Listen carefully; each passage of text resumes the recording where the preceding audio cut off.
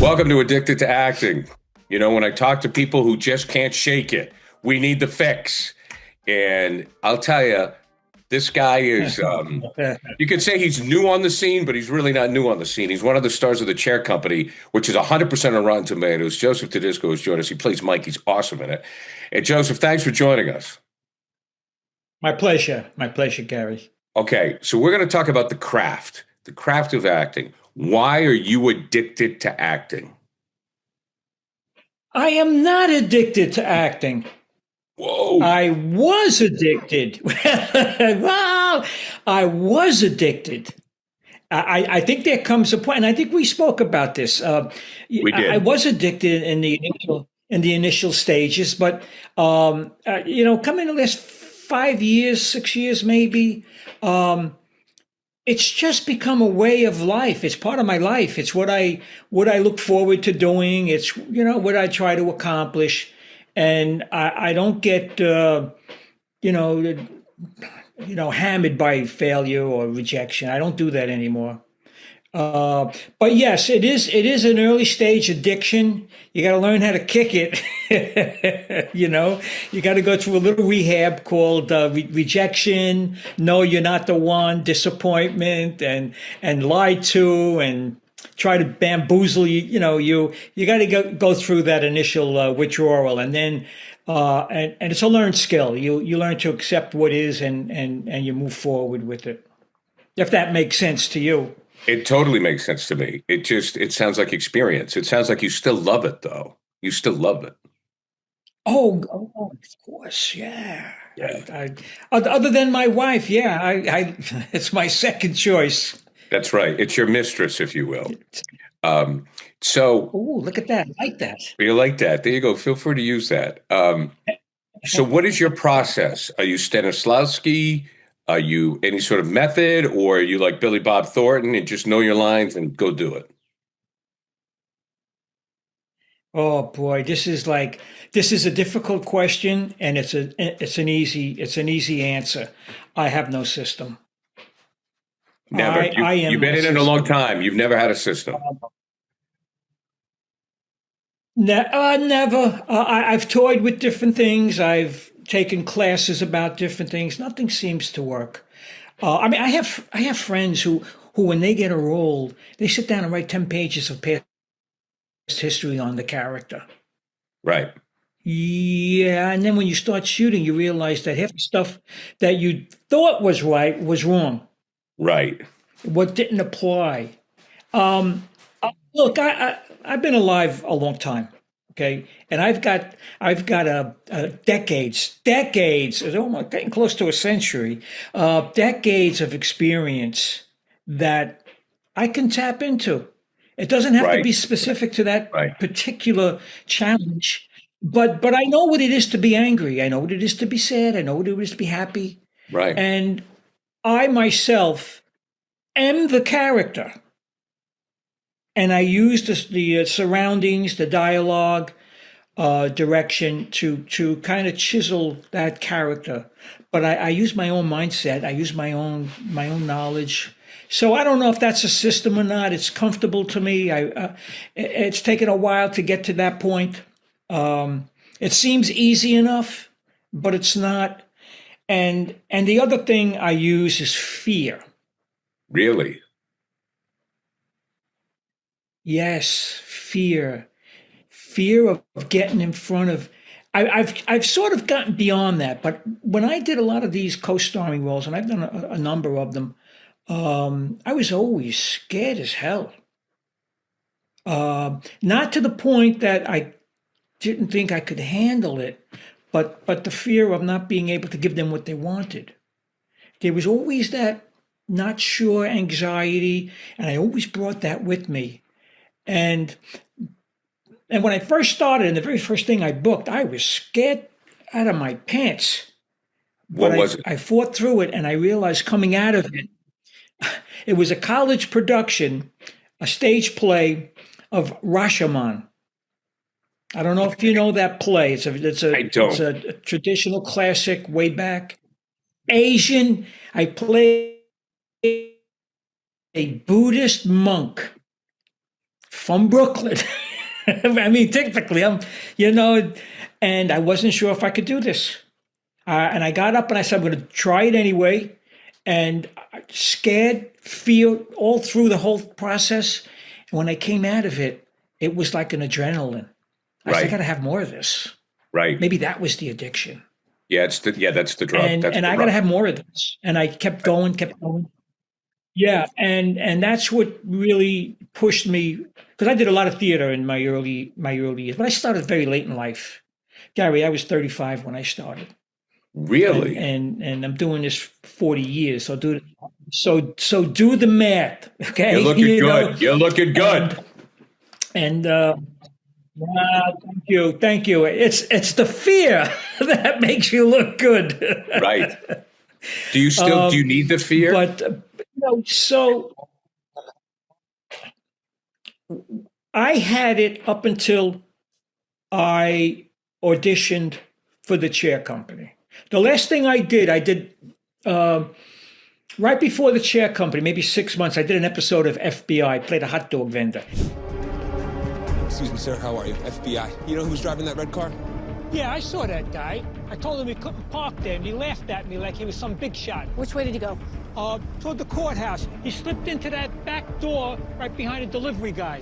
Guys, I need you to sit on that red car. If the driver comes back, take him into custody. Yes, sir. All right. And that's what I did. Co-star, right. Half a page, 3/4 of a page, 6 lines, drop in, and I was comfortable doing that. I still had that fear, but you get up and you channel it and you get through it, and it sort of helps with the feeling of not acting, And for me, so up until the Chair Company, which I've become very, very relaxed on set. Very, very well. You worked on the set. You know what the set great set. Like. It's a great very set. Relaxing set. Yeah, just absolutely. There's no mistakes. There's you do a Law and Order and FBI. They're under the gun. They want it done by a certain time. Move on. Let's go. Yes. It's all money. Every minute is tens of thousands of dollars, and so that's the fear. Okay, not being able to give them what they need in that. But the change with the Chair Company was tremendous for me. It really rid me of being fearful of not being capable to give them what they wanted for the time or that moment. Why was that? Because Tim is so just chill. Well, I kind of found out about how they were during the callback. During the chemistry read. Right. I had the self-tape, and then I had the Zoom callback with Gail Keller. And then I had the chemistry read, which after the fact, I understood it was me and some other actor, and I don't know who the other actor was. Right. And you walk into the room, and there was 20 people there. Tim, Andrew, Zach, all the way down to Todd, all the producers, HBO, and you go down the line, you shake hands with everybody. Oh, yeah. Yeah, and there was just something about that group and being there that was very calming. Tim was very gracious, and because I read with him, and he was just very let me do what I had to do, and I felt very comfortable. And then the pilot was even more, and it kind of locked me in. Right. I'm part of this. As a co-star, you're really not part of it. Right. You're an invader coming in, right, and then running away. But for the first time, I felt part of it. You're somebody's date to a party where you don't know anybody. There you go. That's what happens. Well, yeah. So with the Chair Company, it's the biggest role you've had to date. Yes. So Absolutely. did you feel any added pressure? But what it sounds like is it didn't change your methodology at all. No. When the first thing that when I got on set, Andrew said to me for that pilot scene, which was the first episode, that's the episode where I hit him with the pipe, and Andrew is one of the directors. We should say also directed Friendship. Yes, he did. Yeah, and he wrote that too. Yeah, he did. I don't know if you're aware of that. Yeah. Yes. And the first thing he said to me, he said, Joseph, welcome on the set. Anything you need, let me know. You need to take a break. You need to, it's something you're not comfortable with. Whatever it is, let me know and we'll take care of it. And that set the tone. That set the tone. I knew it wasn't all about them, that they were including me in the process. And that was a good feeling to have. Well, I think if you take a look at Tim's career, where he was on SNL and he was a cast member, then he was made a writer. Yes. He understands what people go through, and I don't think he's forgotten that. Mm-hmm. He's very sick. Right now, he's the king. I mean, Tim is the guy. He's the guy of comedy. People love him. I think You Should Leave is a huge hit. They want another season of that. People can't wait for a second season of The Chair Company. And, I think what makes Tim very good is that he knows what you're going through. He hasn't forgotten that, Yeah, and he's generous. He's generous with you. Very generous. No, he's very generous like that. Very generous like that. How did you did you understand the script at times? Because I read the scripts and I'm like, we're of similar age. Like Tim and that crew for my daughter and my son, I mean, he's Elvis. He's like the guy. My kids did. They oh my God, Tim Robbins, he's the guy. But I'm like, I would read like some of the things on the script and I go, I have no idea what's going on. When you see it and it's put all together, you go, okay. But how did you acclimate to so many moving parts? Well, first off, I didn't get all the scripts at once. I did the pilot not knowing anything about the future scripts. I did have the sides that I had were from scenes that really weren't part of the episodes, and little bits they added it into it, but it wasn't a scene in itself for the episodes. So I didn't know who Mike was. I mean, of course, he's a little bit, a sandwich short of a picnic, because it's a guy over the head with a pipe, right? And there's that. So I thought he was a straight, just angry, mean, tough guy. Yeah. But then in the flip of a coin, I'm afraid of him. He's chasing me. I'm running away from him. Right. Now think about that switch in mentality for an actor to go through. I mean, on the top of a dime, I'm running. He's chasing me. I'm running away. So that whole motivation just changed. And where does that come from? That's all I had. I didn't know that they were going to be friends later on. They were going to be. I kind of assumed because the scenes I read, the sides for the audition indicated that. And I said to, I think it was Todd, one of the producers, I said, Todd, I don't understand during the pilot. We're having this combative relationship, and then all of a sudden we're going to be friends? He goes, yeah. I go, how does that happen? He starts to tell me, you know what I did? I said, no, don't tell me. Right. I don't want to. I don't want to know. You want to live it. I want to play this. This is what I have to play. And that goes back to like a system that you use, that I use is the moment that I have to be locked into. Doesn't matter what happens later on. Right. And so I kind of got off track here. No. That's I'm with you. No. Yeah, that's you were talking about. You don't want to know what's ahead in the script because you want to live the part. You want to be in the moment. That's right. So I hadn't seen anything else. We get green lighted, and then we have a reading of episode 2, 3, and 4. I get a little bit more to know about how erratic Mike is, and this is getting exciting for me. Oh wow, this is crazy. He threatens him, he throws him out of the diner, he brings him in the back, then he wants to work with him, and then ways he wanes, and the whole 9 yards, But I didn't see the next scripts until we got maybe to the fourth episode, started shooting it. Then I got 5 and 6. And so that's how it went. I didn't know what was coming. Didn't want to be infected by what was coming. I wanted to do the moment. The moment for me where I thought it was brilliant writing. I think the writing is brilliant because everything does eventually get tied together. The show keeps you on your toes. I mean, you got to pay attention. The acting's great. The characters are great. Downey's great. But when you show up to the cookout, Mike shows up to the cookout and he rejects him. I'm like, oh, Yeah. I'm like, oh, this poor guy's got nowhere to go. Ron, and the thing about Tim, Tim's a really good actor. People think of Tim as a comedian and he's a comedic genius. He's a really good actor. Because he's been able to, at that point, Ron kind of becomes the asshole, where, and that's hard to do. I mean, he's a really good actor.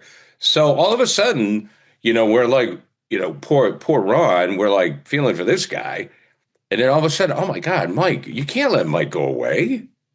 You got to keep him at the party. You can't let him leave, Yeah.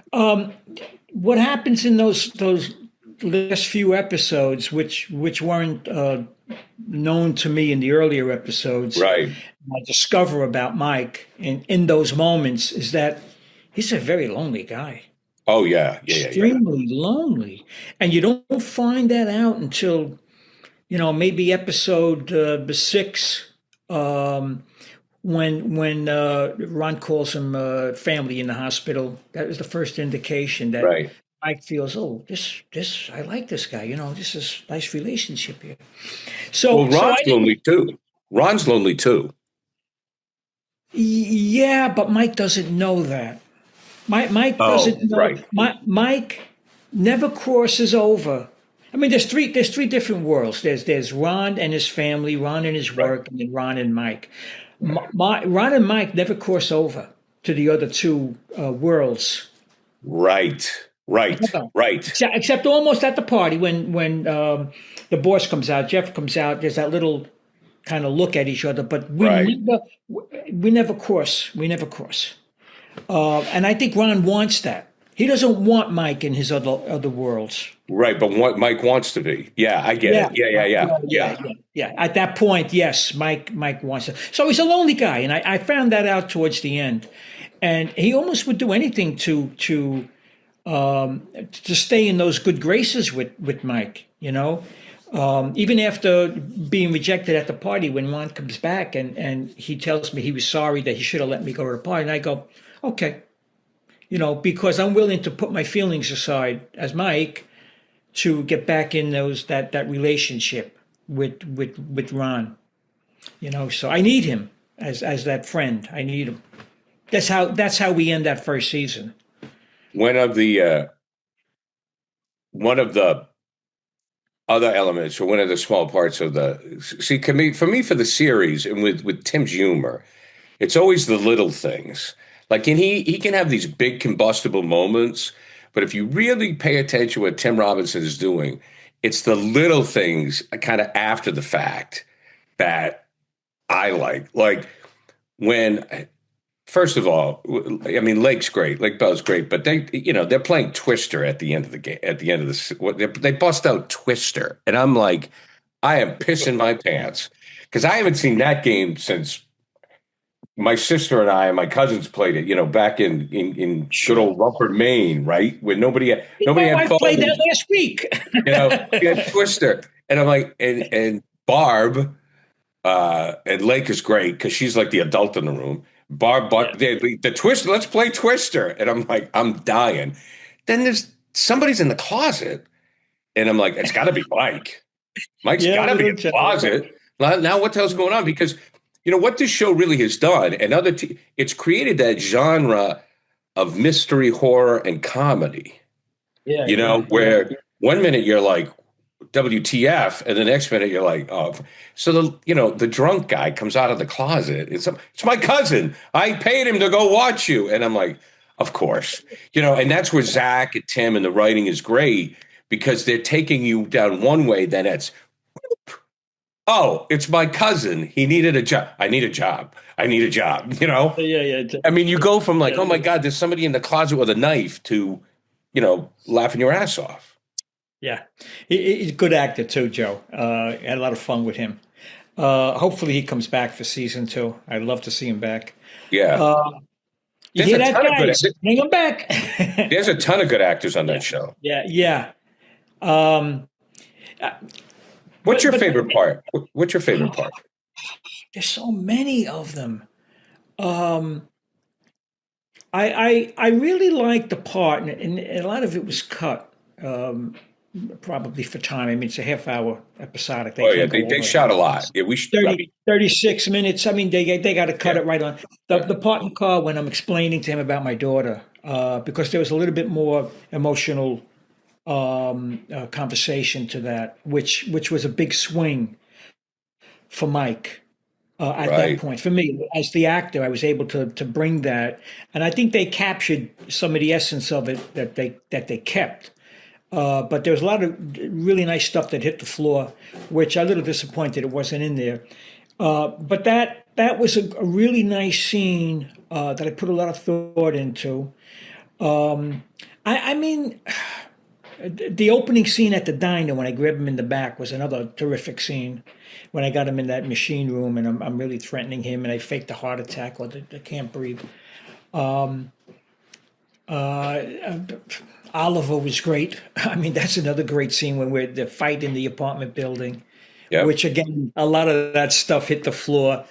But getting back a little bit, rewinding to a little bit of our conversation about my process. I don't try to preordain anything in my head about what I need to do or what, because you get on set and number one, the feed, what you're getting fed to by the other actors changes your mentality, and they like to change the dialogue right on the spot. This is Zach. With the pencil like this, walking up with the thing. I look at him, I go, I look at Ron, I go, oh boy, here's trouble. Because I knew what he was going to do. The whole scene with the in the bar, that was another good scene. I love that scene in the bar when we're trying to figure out the photos and he gets the phone call, he makes the phone calls. Right. That whole scene with the chicken and the duck and the fish, he handed, and that was part of the audition, that little excerpt. So I kind of had it first, but he came up to me with like 12 lines. He goes, "Hey, let's put this in there," and it was like, "Okay, can I read it?" He goes, "Yeah." So I'm going through it, and Patrick goes, "Okay, we all ready? We're gonna run this." I go, "Okay, let's run it," And we go and it flubs and we redo it, and it kind of locks, eventually it locks into position. Yeah, you lock in. But later I read something that Zach had said in an interview, and I'm not quite sure where it was, where he said the reason why we did that a lot with Joseph is because we knew we can handle it. And that was like, oh. That's a good compliment, yeah. He said, right. That's it. I mean, talk about feeling comfortable on a set, Well, the key to your point, I want to go back to something you said. When you're there for the 3 or 4 lines, right? And you're like, because I when we were at the dinner table, I goofed up once and I was like, and it's like, oh, dude, you don't have that much to do. I just like screwed up a line. And you feel like, but when you're there every day and you can work through some things, when you have the confidence of the crew and the creators to like experiment, that's huge. And sometimes it's not even your intentional experimenting. Right. It's just a screw up. I can't tell you how many screw ups, well, a handful, not a lot, but how many screw ups in the dialogue or the blocking that they actually kept. Because it's real life. That weren't meant to be like that. Right. And I always continue. I never stop if I screw something up, which I have. I just keep going because what you're going to get afterwards may be exactly what they want. But and I said, oh, they kept that.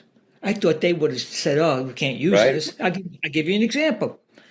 When Ron comes to my apartment and I'm getting my shoes ready and I'm in the wife beater t-shirt and I go to the refrigerator with the chicken. There was a whole bunch of lines there. I just forgot them. There's a whole thing about being pepper chicken with the onions and come on. And I looked at the container. I forgot my lines and I said, you want some chicken? Because I didn't know what else to say. I forgot it all. And they loved it because it was real. It's real. And it was a funny moment, you know. And then I look at it again. I said, "You want some?" I put it away, and I went on. So those are the things that happen. That they become brilliant in the making of it, just spontaneous. And I look back at it, I go, "Boy, they kept that. That's really funny." So, how much do you think of Tim's experience and Zach's experience on SNL has fed into this? I didn't know anything about Tim when I booked the job. Yeah. Not one thing did I know about him. Had no concept of who he Right. was, what his humor was. I did go back and watch the Detroiters right before I went to the chemistry read. My daughter and her son knew more about him than they were raving. Right. I had no idea. I didn't know who he was. I didn't know his reputation. I had no clue as to who he was.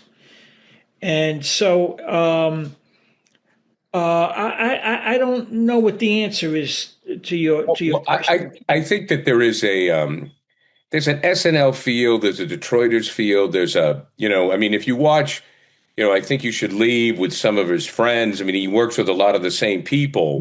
Yeah. And when you watch enough of his stuff, you go, I want to be included in that friend group. Where you're like, I really want to hang out with those guys because they look like they are having a fucking blast. Yeah.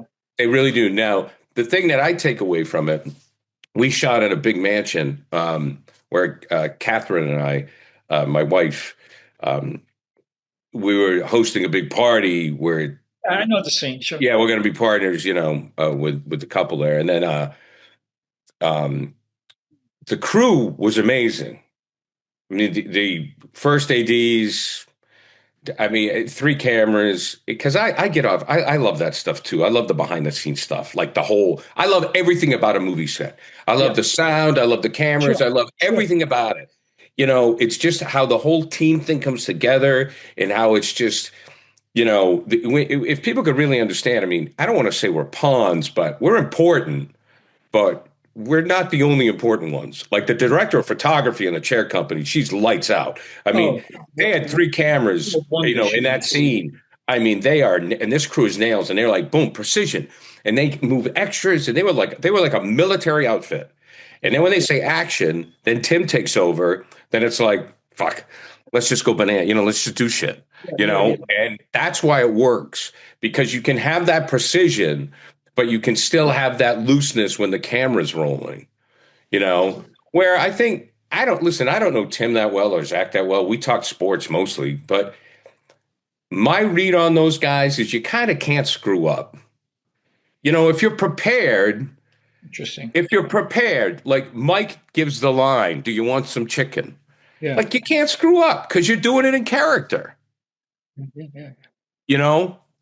That's just they're awesome. I mean, they're great. Like you said, they're great to work with. Yeah, there's no reprimanding you, or there's no none. There's none of that. Oh, what is he doing? You never get any of that sense. No, not even in subtly. You just, it's not there. It's not prevalent on that set.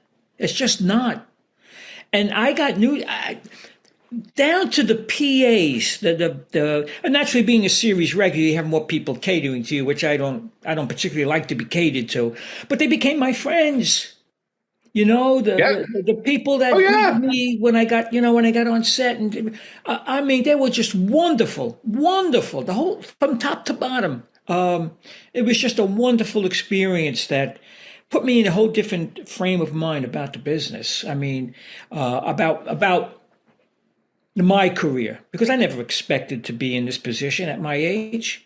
You get to a certain age, I got what I got, and I stumbled upon this career. It was boredom, and I went back to college to take a couple of classes during the day because I worked nights, and I saw drama. I said, let me take a couple of classes, and that's how I got involved. That's how it was. Yeah, you just fell into it and said, this is fun. You also appreciated it. See, at that stage of the game, you appreciated it. Like, yeah, you appreciated it. But it wasn't something that I planned my life on. I stumbled upon it. Right. It found me. And as I went up the ladder and accomplished more and more, I became more addicted. There's the addiction. And there you go, my friend. Joseph, keep stumbling. You're stumbling your way to the top. Joseph, thank you, my friend. Hey, thank you so much. I think you're great. It's just a great experience. And, man, we are really happy for you because, like I tell friends, everybody thinks of that. There's the Clint Eastwoods of the world and there's the Ryan Reynolds, but 99% of them are guys like you. So congratulations. Yep. Thank you, my friend. Been a pleasure.